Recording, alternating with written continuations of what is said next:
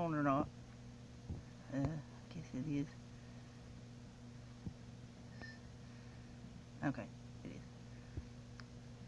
Oops. Meant to do that. I doubt there's any comments. Anyway, I'm trying a new thing here. Using her powers for good. The clairvoyant mountain maid of Roaring River. Says when we think of clairvoyance, we envision a woman at a carnival wearing a turban, staring ominously into a crystal ball. Jean Wallace, on the other hand, was much more down to earth, though just as mysterious. The concrete thing about her is that she lived here, and that's pretty much the main thing we know 100% sure. And then you could also say her clairvoyance was probably a very known factor, considering how many people experienced that with her. There's a recording here, where they're talking about, they talk with local storytellers about her. Hey there, Foxy, how's it going? Anyway, this woman wrote an extensive article in 2016 about this lady. Anyway, let's see. There. She was born around 1851. Other than that, stories vary. There's my child there. Get that again. Anyway, it says other folklore. Oh shit. Oops. One of them says she came from New York City and she was born in the middle of the city and got to the Ozarks somehow. Another one says she was born in Scotland. And there was another one that said she was born on an ocean voyage on the way here.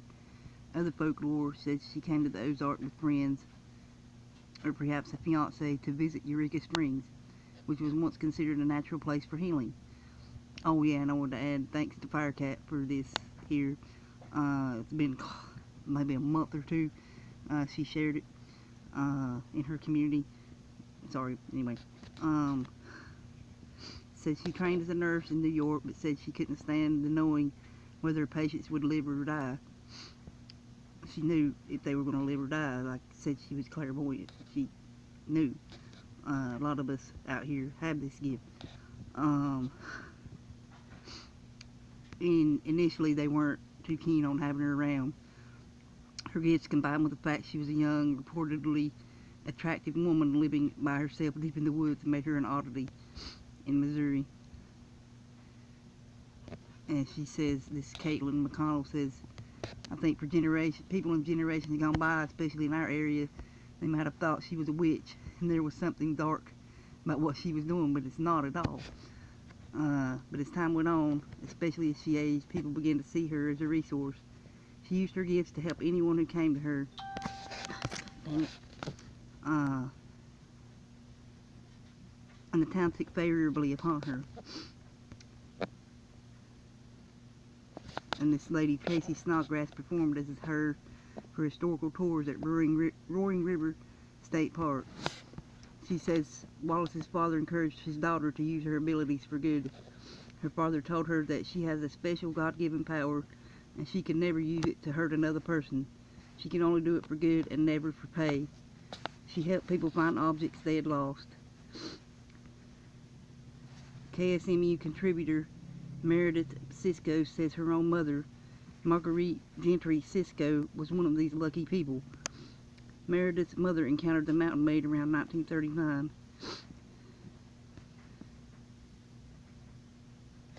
She had lost her wallet and went with some friends and then went hiking down there, and they met Jean at her cabin. She didn't have patience for people just showing up, but she was kind to them.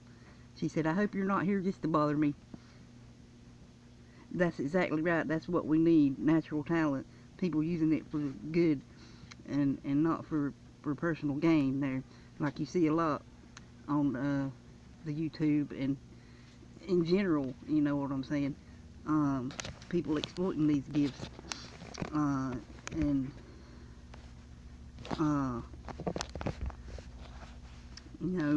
using people, to get their money. Just, you know what I mean. Anyways, she says she wanted to see her. This lady wanted her to help find her wallet because she don't know where it is. And she said, well, it's in the floorboard and it's in the floorboard of your car. She said, no, I've looked there. And said, did you look under the mat? She said, no. Well, go look. And she went and looked, and it was there. There were people who doubted her, and she knew. She could tell. Of course, you know, if you've got these abilities, you can tell when people's like, oh, I don't believe you, you know. She says she wouldn't help people who didn't believe. If they thought she was an old witch, if it was a hoax, she wouldn't tell them anything because she could sense that. She only told those who believed in her what they needed to know. And that's the way it's works there. Y'all know this. But anyway, I'll put these links below when I'm done here. Anyway, let's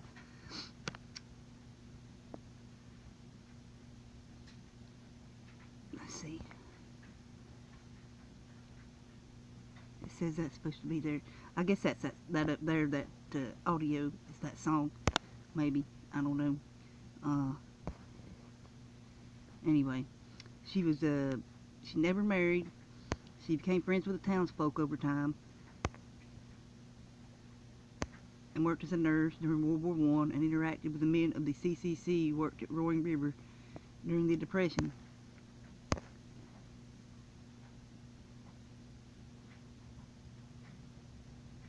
When she came back, she found out she didn't have a home no more. When she came back, she found their cabin had been burnt to the ground while she was gone. They were at a point, but they were at a point by then the community was a fan of hers enough. They had a bunch of people rebuild it for her. And McConnell said something odd happened the week before Wallace died. This fella was taking photographs in the area. Up until that point, she had avoided the cameras. For whatever reason, shortly before she died, the photographer came out and she allowed him to take a bunch of pictures. Those photos survived. That was a picture over there at the beginning. A week later, her cabin burned down again and her remains were discovered inside. Few people alive today can pass along the word-of-mouth stories about the Mountain Maid, but the community is working to preserve her legacy. There's her gravestone there.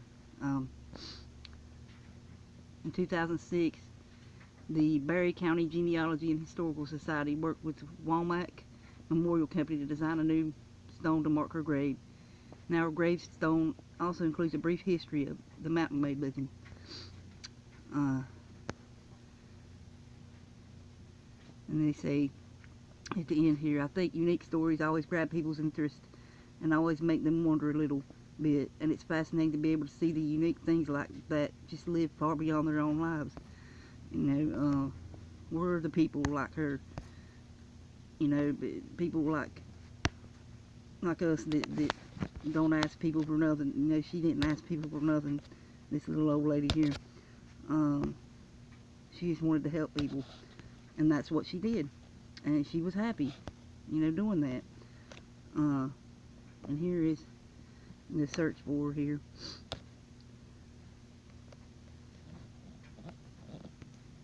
That's not her there. There's I'm going to show some of these here. One of them, two of them, I think 3 or 4 of them. I'm sorry. Anyway, I've been meaning to do this for a while, so.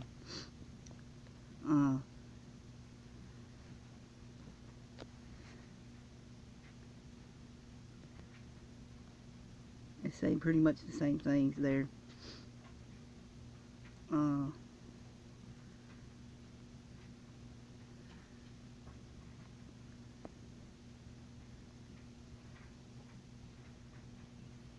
It's got, well, there's a little bit more personal stuff in here, I believe.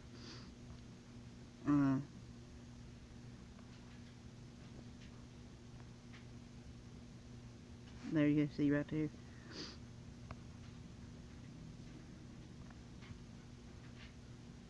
See, they even helped her by cutting firewood and bringing it and bringing food to her.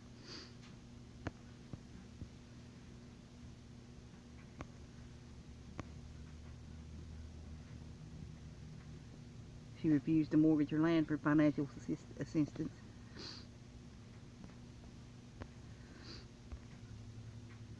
There we go. That's that.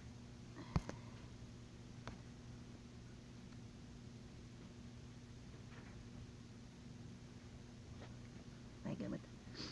And here goes this.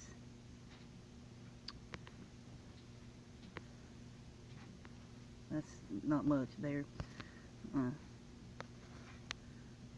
And here's a first-time an account from a man here about his experience with her. See,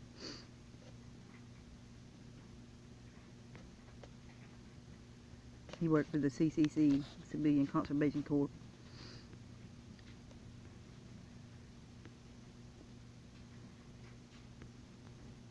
See there, he says, she told him, "You don't believe in me." She said, "I'm not going to tell you anything anyway." "I'm not going to tell you one thing. You're going to have a bad accident." She told him, and he did. It said on September 5th, '69, he said he was returning from Washburn when another driver lost control and veered into the path of his car. He left him unconscious for 11 days. Many of his ribs were broken, an artery had been cut, and a lung punctured. It was only after he regained consciousness he remembered her prediction 3 decades earlier. He was 50 years old at this time. He said, "I couldn't help but believe in her." So, there's that. She just wanted to help people. And she did. Helped a lot of people. I'm sure if you search yourself, you'll find a lot more than I can on my tablet here. So, see, there's another picture over there with a longtime friend, Frank Heffley.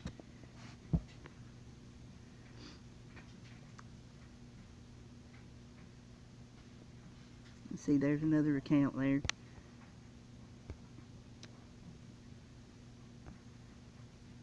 It's really fascinating stuff. We're given these gifts to use to help our fellow humans and animals. You know what I mean. See, all life, we're given these for that reason, to help, just to help. And it's really sad to see people using these powers, for their own personal gain, or even to hurt people with, anyway, we we do have these,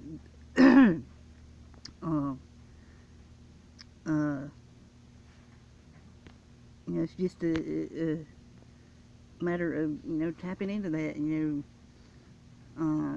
sometimes things just come to you when you see people. I know that's how it works for me. Sometimes you don't even have to see people. You just get, like interacting on here the way we do, Anyway, that's all for this. Anyway, thanks again to Firecat for sharing this. Well, December is when she shared it. So, take care, y'all, and much love to you. And yeah, use your powers for good. Helping people is to the best that you can. There, like with her, she said a lot of people that didn't believe, it's like my experience. It's like talking to the wall. You can't convince somebody unless they experience something like that for themselves. Anyway, take care. I love you, and see you. And stay safe out there, and keep warm out there, y'all. That's in these areas where it's really, really, really cold. So, we're all thinking of you. See you later.